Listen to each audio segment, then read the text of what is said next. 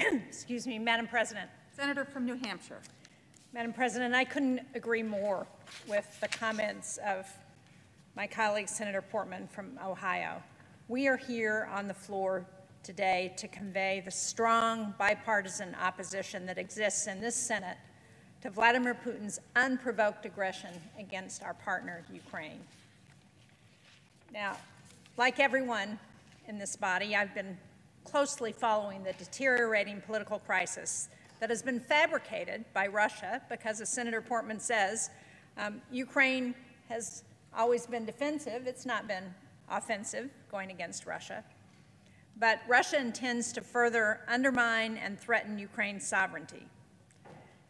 This Senate has a long history of supporting an independent and democratic Ukraine. Since Russia's initial invasion in 2014, Congress has provided more than $2.7 billion in security assistance and supported its government in advancing critical reforms to help Ukraine on its journey to greater Euro-Atlantic integration. I'm proud to have been involved in a number of those bipartisan efforts to support Ukraine. As Senator Portman said last month, we traveled with a bipartisan delegation of 7 senators, 4 Democrats and 3 Republicans, to meet with Ukrainian President Zelensky and other officials. We met with his national security team to discuss the Russian threat and how the United States can help our Ukrainian friends. And the message from the Ukrainians was clear. They see their future in partnership with the West. They share our democratic values, and their people are proud of their hard-won independence.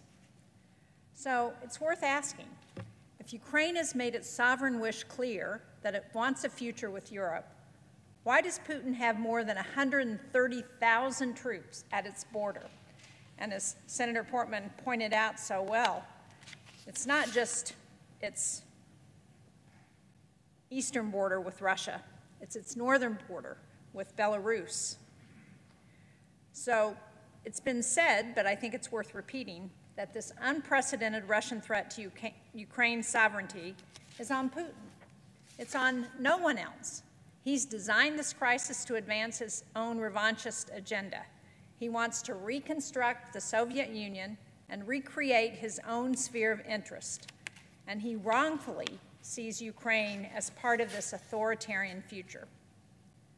But make no mistake, this isn't just about Ukraine.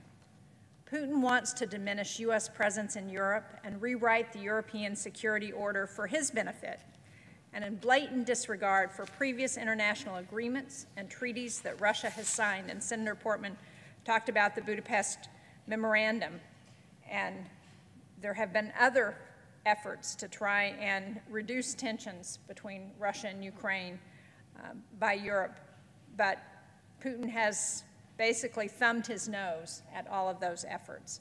He has shown repeated attempts to subvert democratic institutions in the United States, to attack our infrastructure, and to compromise the sovereignty of our allies around the globe.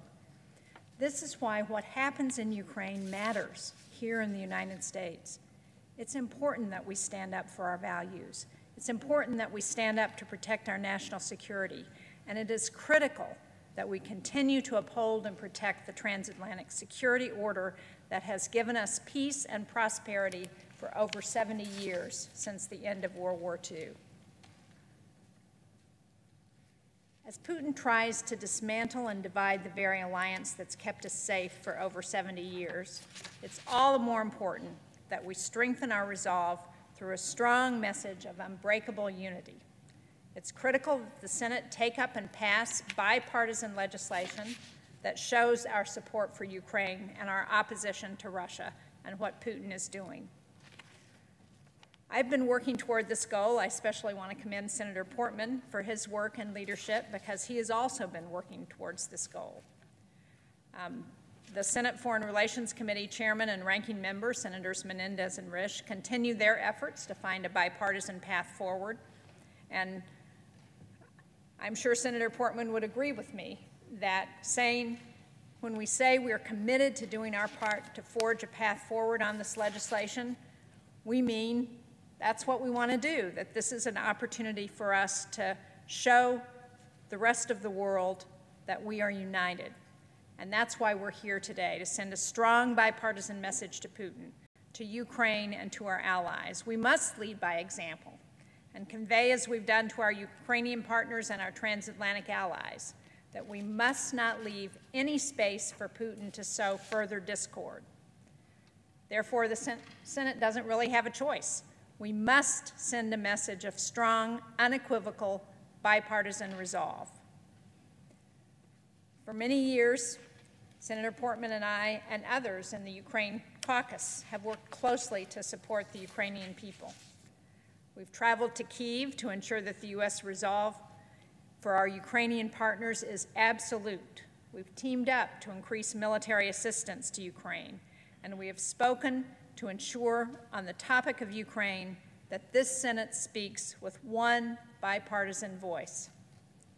So today, we stand united here on the floor of the Senate to send an unequivocal message to Putin. You will not divide the Senate.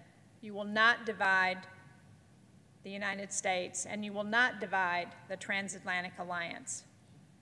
Diplomacy remains an option, I hope, to de-escalate this situation, to pursue a peaceful resolution. But if Putin decides to further invade Ukraine, he will only succeed in uniting us all, Democrats, Republicans, Americans, and the transatlantic alliance, and sending a message of unmistakable resolve against his belligerents. I hope he chooses peace rather than war, but we plan to be ready. Thank you, Madam President. I yield the floor and note the absence.